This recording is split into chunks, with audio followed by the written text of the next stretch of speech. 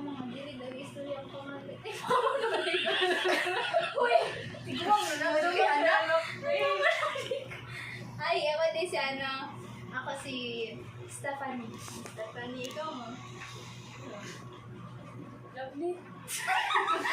Lovely.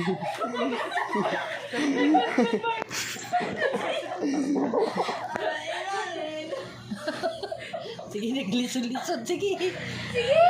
Ano guys? Wala, uy, naanap na siya. Ano ba? Ano ba? Naanap na managay na ito. Hindi, nagulat na sila na dito abang.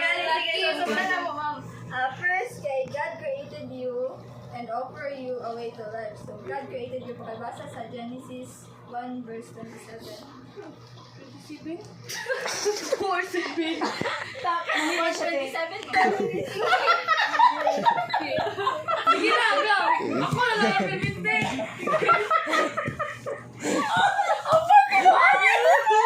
May nako na.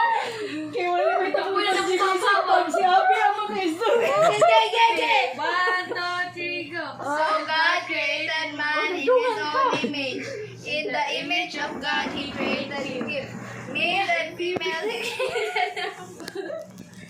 So, panaan ni Day, buoto siya. So, ang ginoo daw, naghimo daw siyang tao.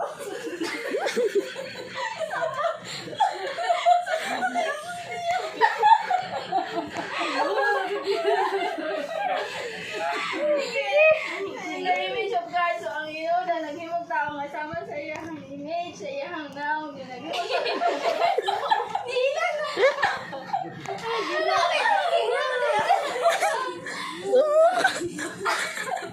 Ano nga na, Jen? Saan ka man ang bayot dahil? O tumboy.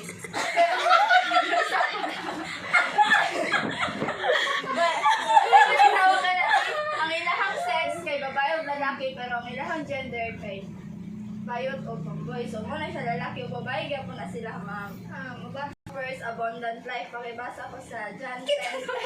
The thief comes only to steal and kill and destroy. I have got...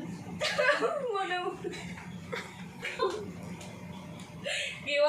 have 1, 2, 3, go! I have come that they may have a life in